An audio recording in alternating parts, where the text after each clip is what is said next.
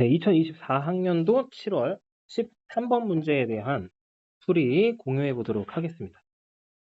이 문제를 이제 많은 학생들이 어려워하는 부분이 뭐냐면 이 ABCD를 대응시키는 게 어렵죠. 그죠? 이제 풀어본 학생들은 알 겁니다.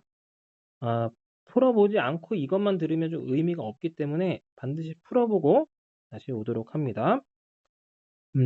여기에서 선생님이 시간을 좀 줄일 수 있는 방법, 그리고 이 문제뿐만 아니라 이제 다른 문제들을 풀어갈 때 사용할 수 있는 원리에 대해서 좀 정리해 볼까 합니다.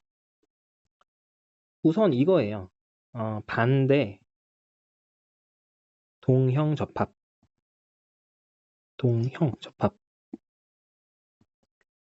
뭐냐면 어려운 건 아니고 라지 A, 라지 A와 반대는 뭐다? 스몰 a, 스몰 a다. 이 관계들을 한번 따져보자라는 거죠. 자, 그러면 얘네들이 부모와 자녀 관계는 안 되죠. 부모가 무조건 하나를 물려줘야 되니까. 그러면 부모 관계에서는 이렇게 되면 자녀는 무조건 이형 접합 한 가지로만 나온다. 한 가지. 그게 중요해요. 한 가지. 자녀끼리는요? 그러면 부모가 둘 다 이형 접합인 부모만 가능하죠. 그쵸? 그래서 이걸 이제 대문자의 숫자로 좀 표현해 보면 대문자가 두 개다 0이다 할 때 이 0은 부모 자녀, 즉 이거를 편의상 상하 관계라고 할게요. 상하 관계에서는 불가능하다. 이거를 지금 나머지 두 개를 좌우 관계라고 할게요. 그래서 부모 또는 자녀끼리 이거를 이제 좌우 관계라고 할 때 그러면 이 0에서는 1만 가능하다. 이 0에서는 1만 가능하다. 됐죠? 요거를 이제 좀 적용을 해서 살펴볼 텐데 또 한 가지 지금 이 13번 문제처럼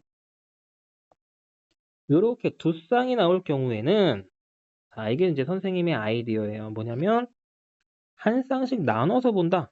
이 표처럼요. 그러면 이제 숫자가 나눠지는 거죠.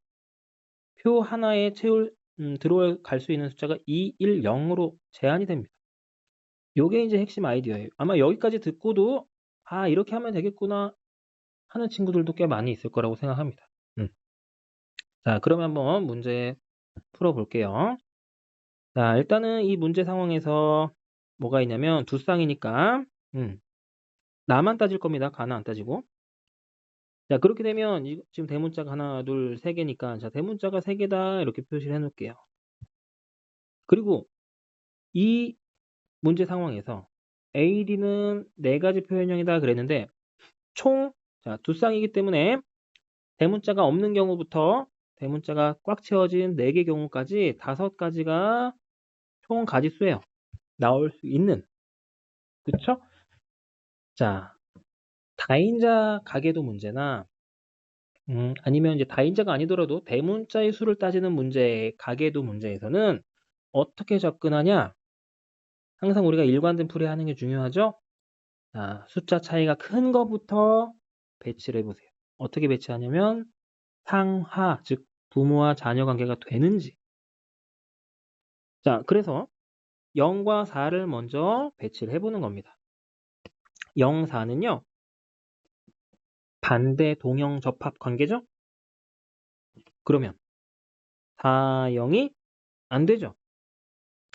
그러면 좌우 관계 4, 0 하면 2만 나오죠. 자, 부끼리 반대 동형 접합이면 아까 이형 접합 딱 한 가지로 제한된다라고 했어요. 그러면 이 문제 상황에서는 지금 다양한 자손이 나와야 되기 때문에 4형은 이 가족 내에서 공존할 수 없는 수다. 그게 이 문제에서 키예요. 따라서 이 문제는 이 가족에 0이 있는지 4가 있는지 그걸 확인하는 게 포인트입니다. 자, 그러면 문제 상황에 들어가서 자, 대문자가 이렇게 3개가 있고요. 아마 여러분들이 여기까지 접근할 겁니다. 부모는 라지 D가 한 개씩 있다.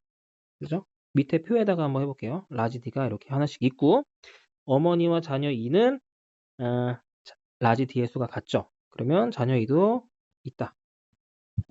자, 이렇게 놓고 풀었을 때, 자, 그럼 이제 뭐가 보이냐면, 아빠, 엄마, 자녀 E는 0이 될 수 없다. 그래서 만약에 이 가족에 0이 있다면 자녀 1이다.